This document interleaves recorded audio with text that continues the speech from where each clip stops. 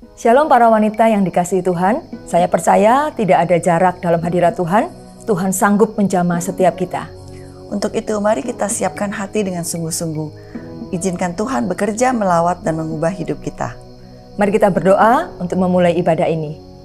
Tuhan Yesus, kami mengucap syukur malam hari ini. Kami percaya Tuhan Kau punya rencana yang indah bagi para setiap wanita. Untuk itu Tuhan bekerjalah melalui acara ini, ibadah ini malam hari ini. Dan kami percaya Tuhan Engkau sanggup mengubahkan setiap kami. Kami siapkan hati kami, di dalam nama Tuhan Yesus kami berdoa. Amin. Mari semuanya kita mau memuji dan meninggikan nama Yesus. Haleluya.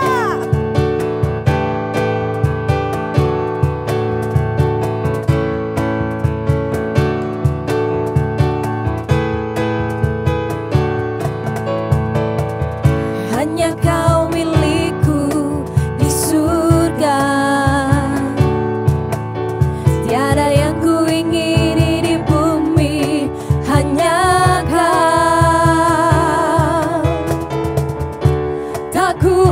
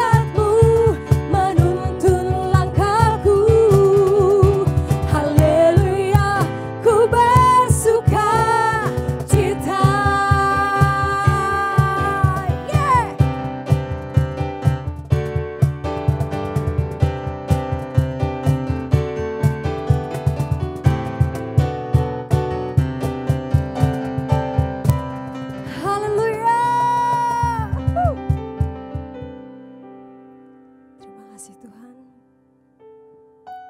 Kau Allah yang sungguh baik bagi setiap kami.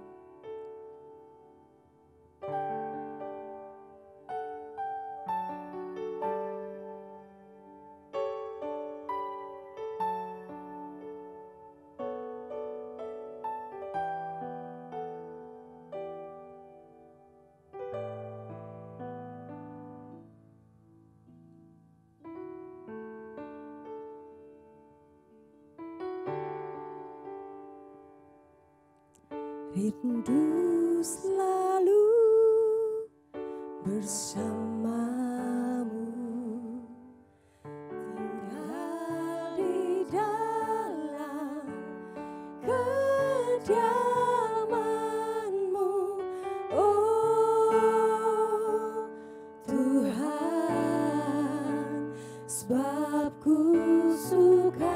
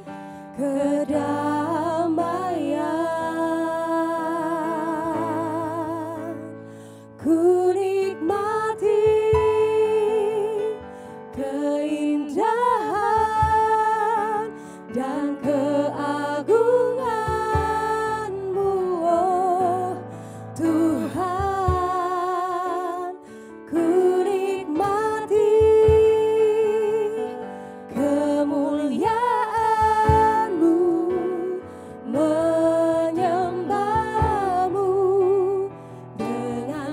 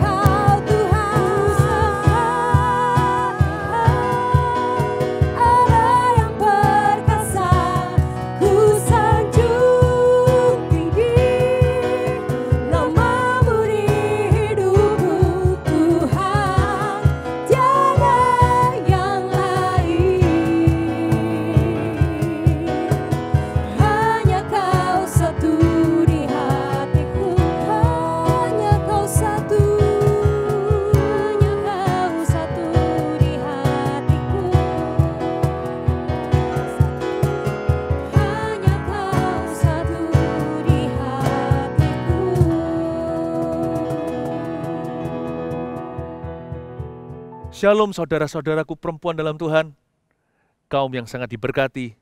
Andalah Maria hari ini, Magdalena, andalah Ruth, Deborah, andalah Esther. Saya percaya inilah kaum yang Tuhan ciptakan untuk kemuliaan-Nya. Wanita diciptakan dalam gambar dan rupa Allah, sama dengan laki-laki dan pria.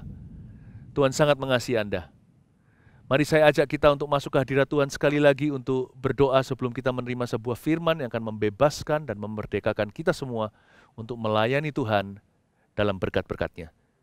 Mari kita tundukkan kepala kita, pejamkan mata kita. Tuhan Yesus, urapi kami. Tuhan Yesus, wahyukan peran kami yang berbeda, laki-laki dan perempuan. Dan khusus untuk wanita, bangkitkanlah orang-orang yang berkenan ya Tuhan. Hamba berdoa supaya Kau berikan kepada kami hati yang menundukkan diri kepada firman Tuhan dan kepada tatanan Tuhan dan perintah-perintahnya. Tuhan, Kau punya putri-putri yang sungguh-sungguh Tuhan sayangi. Inilah orang-orang yang mendengarkan firman yang hamba sampaikan. Sembunyikan di balik salib Yesus. Sampaikan firman ini. Buat mereka bertumbuh. Jadikan kami berkenan. Dalam nama Yesus. Amin. Saya hari ini ingin membawa sebuah pesan Tuhan yang berjudul begini, Anda bisa catat. Bagaimana seharusnya tunduk kepada suami. Ya, catat. Bagaimana seharusnya tunduk kepada suami. Kolose pasal yang ketiga ayat 18. Mari kita buka. Hubungan antara anggota-anggota rumah tangga. Ayat 18. Hai istri-istri, tunduklah kepada suamimu sebagaimana seharusnya di dalam Tuhan. Lanjutkan sampai ayat 21.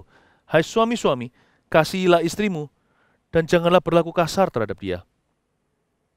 Hai anak-anak, taatilah orang tuamu dalam segala hal, karena itulah yang indah dalam Tuhan. Hai bapak-bapak, janganlah sakiti hati anakmu, supaya jangan tawar hatinya. Jelas sekali Paulus sedang menulis tentang keluarga. Tapi yang membuat saya sangat-sangat tertarik adalah mengapa dia bicara kepada sang perempuan dulu, yaitu istri. Dia berkata, hai istri-istri, tunduklah kepada suamimu. Apakah Paulus sentimen kepada wanita atau justru karena Paulus percaya kepada wanita? Menurut saya yang kedua, Paulus percaya kepada wanita. Gereja Mawar Sharon yang saya gembalakan juga sangat percaya dengan yang namanya women ministry. Tetapi kita percaya bahwa ketika Yesus mati di kayu salib, sejak Adam dan Hawa yang dipulihkan bukan hanya umat manusia secara menyeluruh, Tuhan juga memulihkan peran laki-laki dan peran perempuan. Karena mereka diciptakan dalam gambar dan rupa Allah. Kedua-duanya bukankah sudah jatuh dari kemuliaan? Allah mengembalikan kemuliaan laki, Allah mengembalikan kemuliaan perempuan. Dan kemuliaan perempuan terletak pada penundukan dirinya. Lu kok begitu pastor? Tunggu dulu, itu jalan masuk ke dalam berkat-berkatnya. Karena Tuhan itu punya rencana selalu dimulai dengan sebuah covenant, perjanjian dulu. Dan perjanjian Allah dengan wanita adalah yang menikah terutama, tunduklah kepada suamimu. Itulah jalan masukmu ke dalam berkat-berkat Kristus. Penundukan diri ini sebenarnya blessing in disguise. Kalau kita mengerti maksud Allah di baliknya, itu berhubungan dengan hubungan Kristus dengan jemaat. Bukankah Efesus di lain surat Paulus mencatat, pernikahan itu sebenarnya adalah gambaran daripada pernikahan anak domba Allah. Yang kumaksudkan ialah rahasia ini besar, yaitu hubungan Kristus dengan gerejanya. Laki-laki sebagai kepala dalam rumah tangga, bukan berarti dia bisa semena-mena.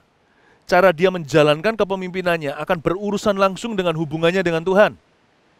Kalau dia menyalahgunakan wewenang, doanya pun akan terhalang. Jadi itulah pembelaan Tuhan kepada kaum yang oleh dunia dikatakan sebagai kaum lebih lemah. Padahal enggak.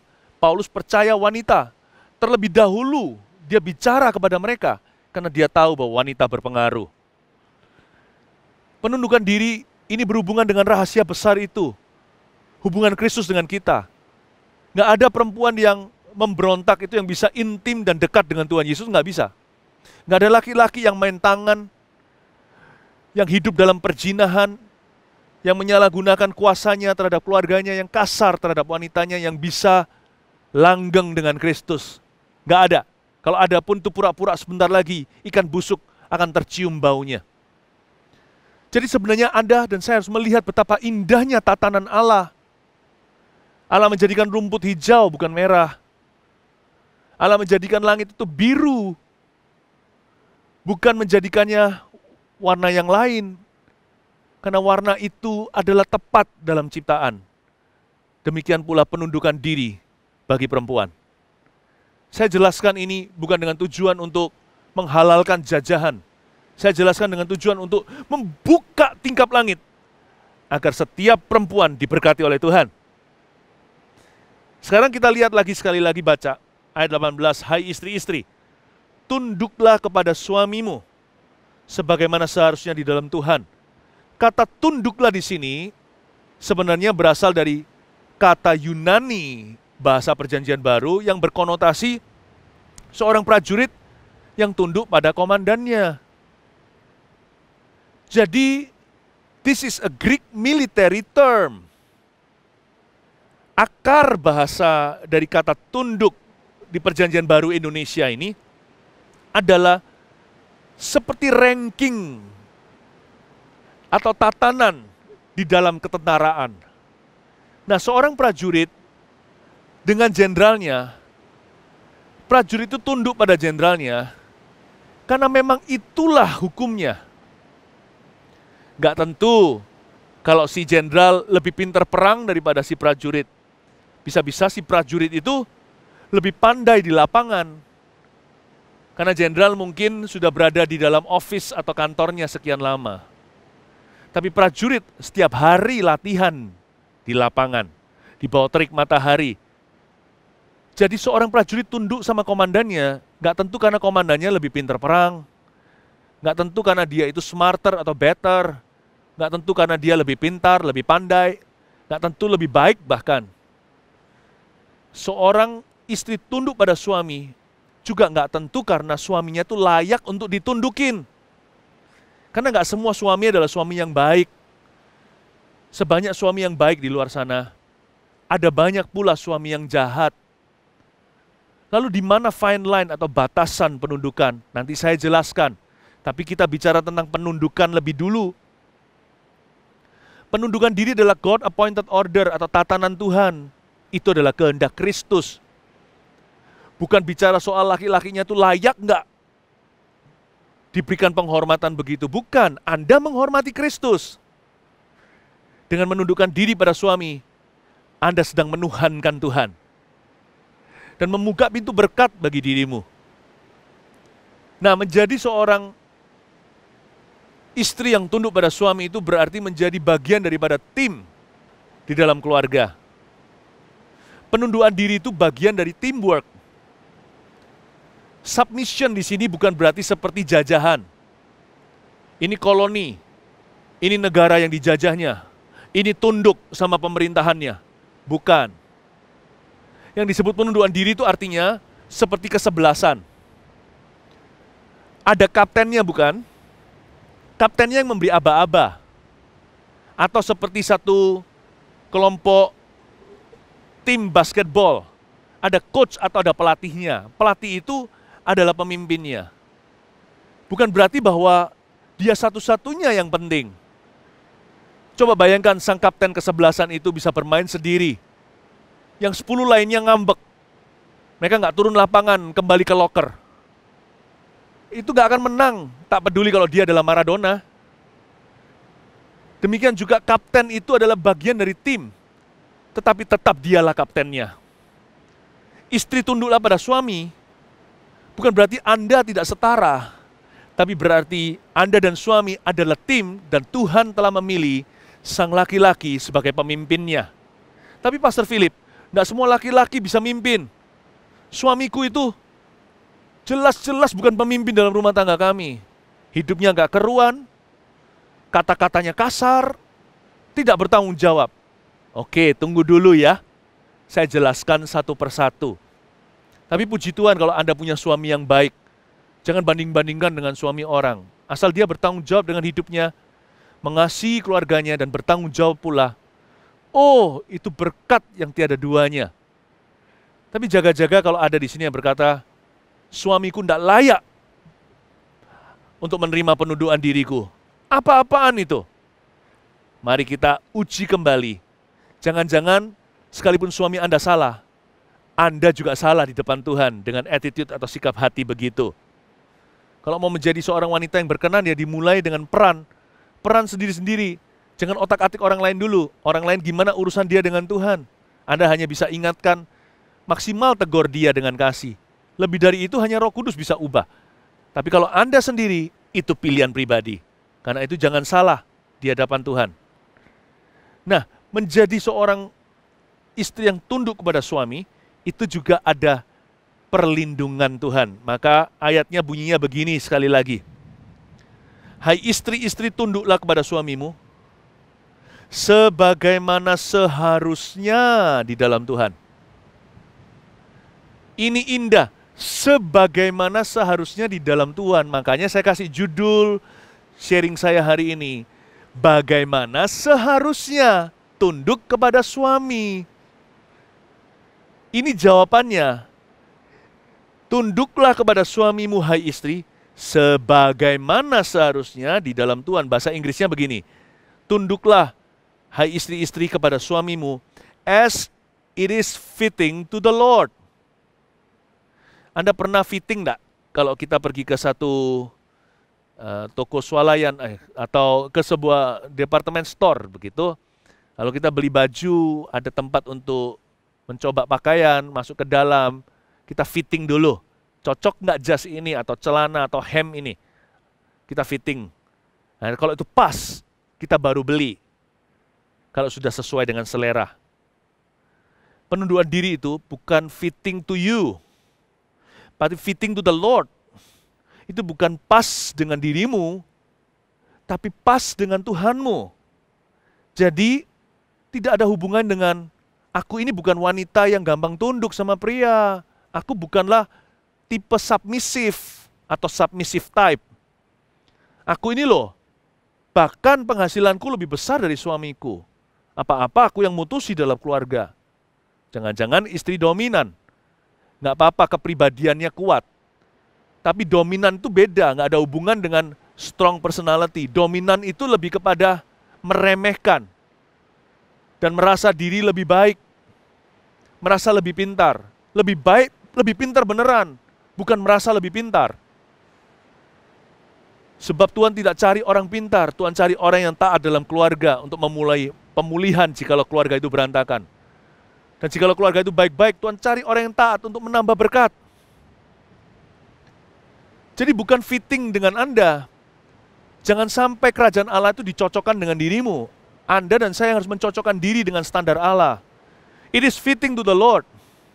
Nggak ada hubungannya dengan wanita yang kuat personalitinya, bukan tipe yang menundukkan diri, bukan. Tapi ini Christian duty.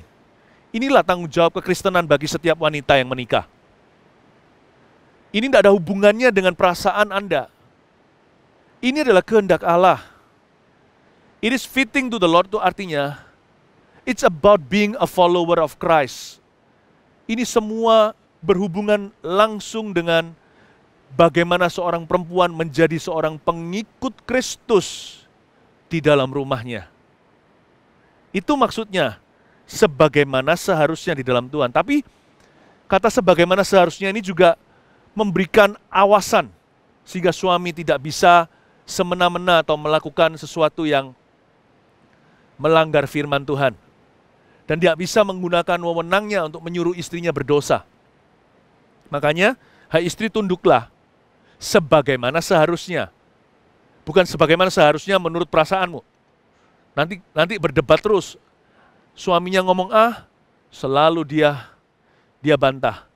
Suaminya mau begitu, dia selalu lawan arah. Sebagaimana seharusnya, tidak berhenti di sana. Sebagaimana seharusnya di dalam Tuhan.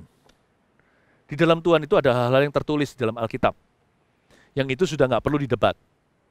Yang gituan, udah nggak usah negosiasi, nggak usah tawar-menawar. Apa yang bisa tunduk, tunduklah. Tetapi hal-hal area-area yang abu-abu nggak tentu salah. Sesuatu sifatnya kebijakan, itu bisa diskusi sih. Suami istri itu bukan hierarki, tetapi teamwork. Yang disebut menundukkan diri sang wanita kepada laki-laki, itu bukan berarti menundukkan diri seperti jajahan, seperti saya katakan tadi, tapi lebih seperti tim kesebelasan atau sebagai teamwork dalam keluarga. Ada area diskusi, tetapi ujungnya izinkan sang suami yang ketok palu. Sang istri bisa memberi masukan dengan roh lemah lembut. Kadang-kadang pendapat sang istri lebih benar loh. Tunduk itu bukan berarti yes man. Tunduk itu berarti aku timmu, dear suami. Hai suamiku, aku timmu, aku tim yang paling kau bisa percayai. Bangun kepercayaan untuk antara Anda berdua, dan ada apa-apa diskusi, bisa jadi nanti keputusan yang diambil adalah ke arah pendapat atau opini atau cara pandang sang istri. Tapi tetap kasihlah hak wewenang untuk bisa mengetok palunya pada sang suami. Kadang-kadang sang istri jauh lebih objektif di dalam beberapa perkara, karena wanita lebih detil sifatnya. Tetapi tidak boleh istri itu bypass laki-lakinya, main putusin sendiri. Apalagi yang menyahuti ular. Kesalahan Hawa adalah dia tidak izinkan Adam yang berbicara kepada si ular tua. Dia bypass dan dia sauti sendiri. Disitulah kejatuhan dimulai.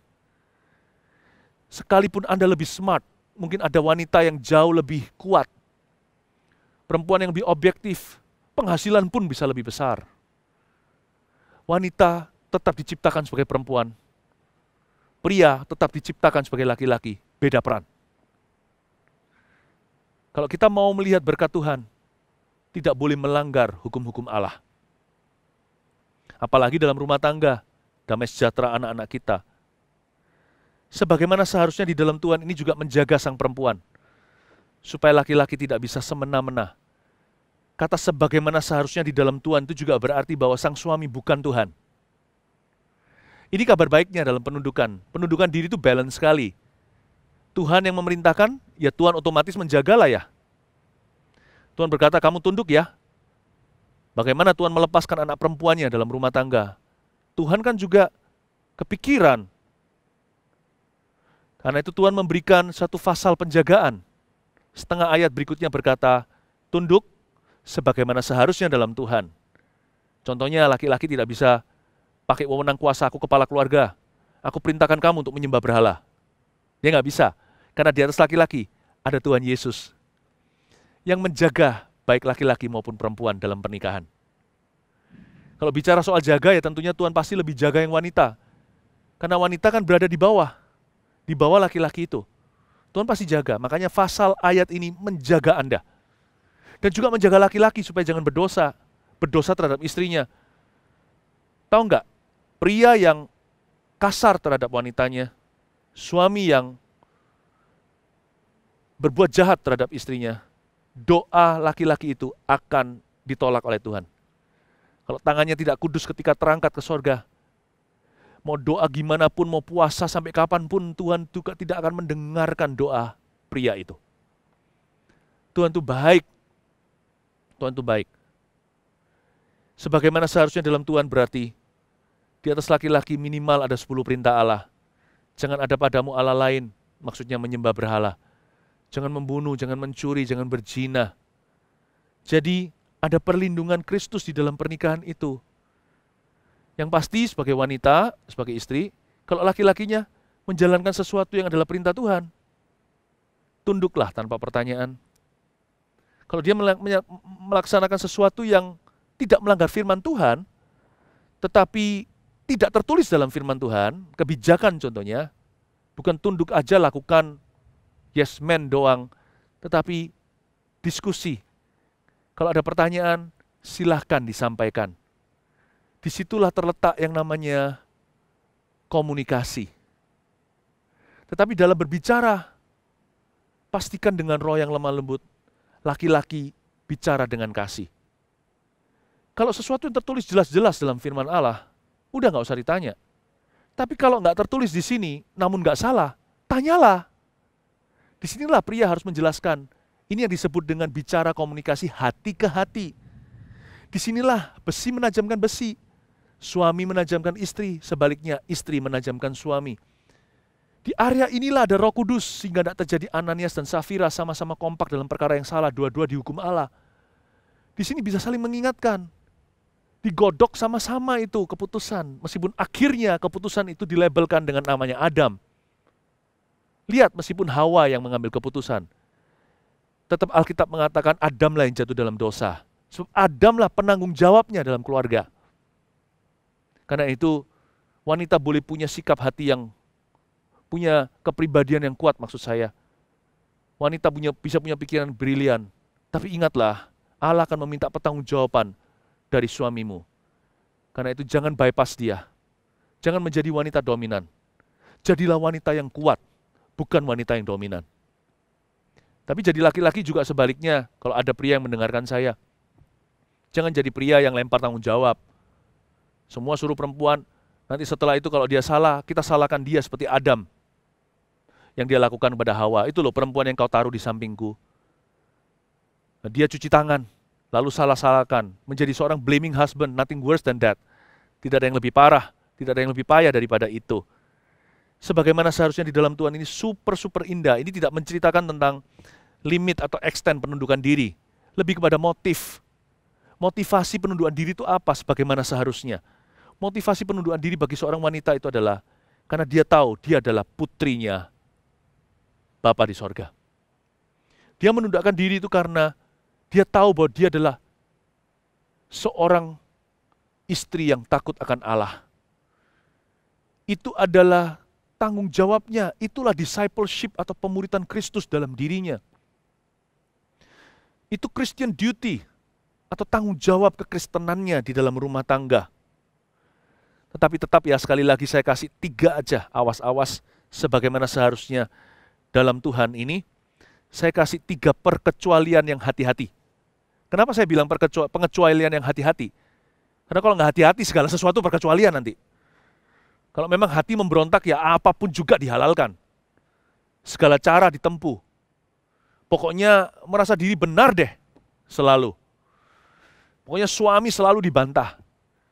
Kalau istri sudah tidak mau tunduk ya, apapun juga suami akan salah. Itulah sebabnya saya sebut ada 3 perkecualian yang hati-hati. Please be careful. Exception ini sesuatu yang prinsip, bukan sesuatu yang sifatnya direkayasa. Yang pertama, penundukan diri itu diperkecualikan apabila 1, sang suami menyuruh istri untuk berbuat dosa. Anda berhak berkata tidak, itu bukan berarti Anda tidak menundukkan diri, tapi suaminya tersesat dalam hal ini. Kalau sang suami suruh Anda menyembah berhala, kamu mau benci saya ya nggak apa-apa, aku tidak akan benci kamu, tapi aku tidak akan menyembah berhala seperti yang kau suruh. Karena ingat ya, sebagaimana seharusnya di dalam Tuhan, itu berarti di atas kedua orang sepasang suami istri itu ada 10 perintah Allah. Yang itu sudah nggak bisa negosiasi. Jelas-jelas tertulis, jangan. Perkecualian yang hati-hati. Nomor 2 adalah, jikalau sang suami gila atau tidak waras, insane maksudnya, sakit jiwa, maka menjadi pasien dia. Atau under influence atau di bawah pengaruh narkoba. Atau mungkin sedang mabuk berat secara alkohol, lalu ngomongnya ngawur. Nah, wanita dalam konteks seperti itu harus bisa melindungi diri dan anak-anaknya. Dan yang ketiga tentunya, jikalau sang suami berada di dalam sebuah hubungan atau di dalam suatu hubungan perzinahan. Dalam kondisi seperti itu, timbanglah setiap keputusan suami, karena orang yang sudah kena Delilah udah kabur semua keputusan objektifnya. Bukan berarti Anda tidak menundukkan diri, tetapi lebih ekstra hati-hati. Perkecualian ini perkecualian yang khusus, perkecualian yang hati-hati. Anda harus timbang-timbang bahwa suami Anda sudah membangkang dari Tuhan. Dan dalam kehidupan dosa yang disengaja, a life of sin, pasti ada banyak keputusannya diliputi kuasa gelap. Kalau seperti ini Anda harus doakan.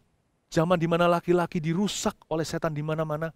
Kalau Anda punya suami yang takut akan Tuhan, kalau Anda punya suami yang bisa mengasihi Anda dan komitmen sama Anda, dan komitmen kepada keluarga, sekalipun dia nggak kaya raya, nggak selalu sukses pekerjaannya, belajar untuk super kamsyah, untuk berterima kasih dan bersyukur tiap hari kepada Tuhan, karena itu anugerah tiada duanya.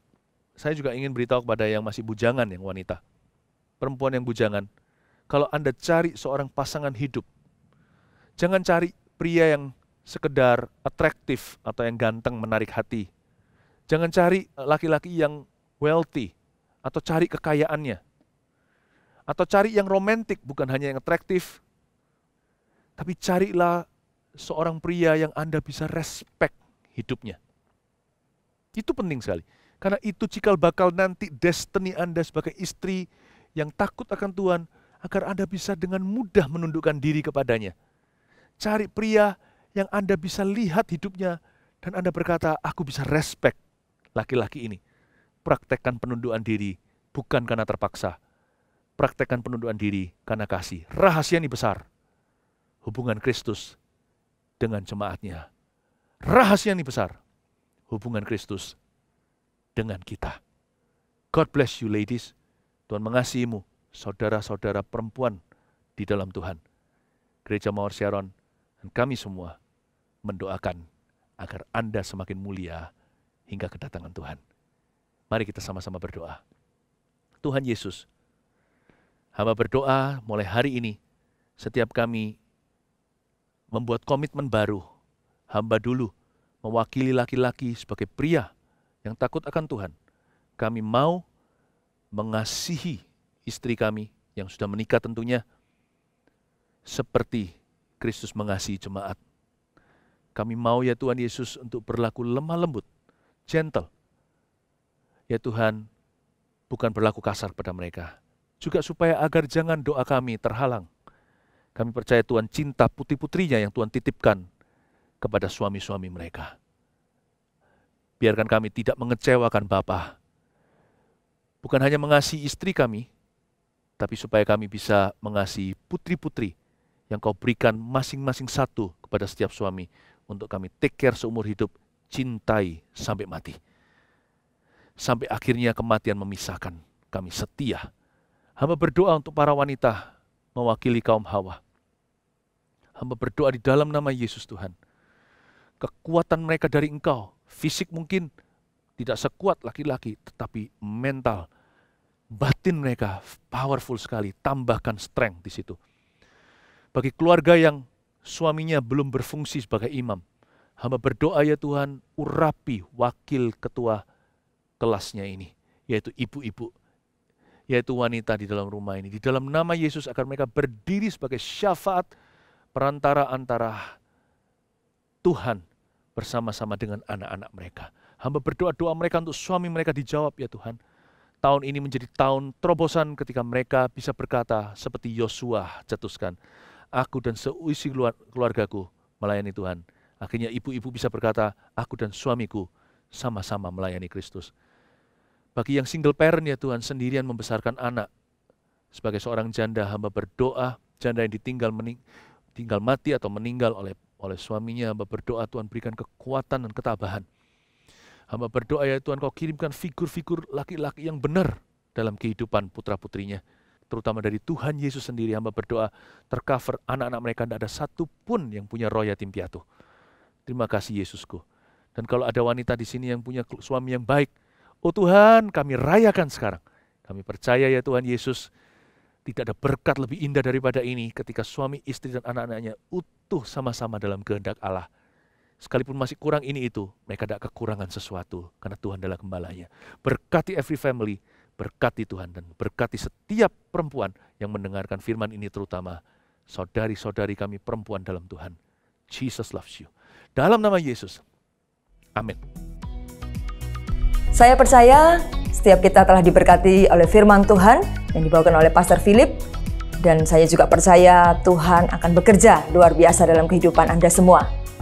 Sampai jumpa di ibadah MS Women berikutnya. Tuhan Yesus memberkati.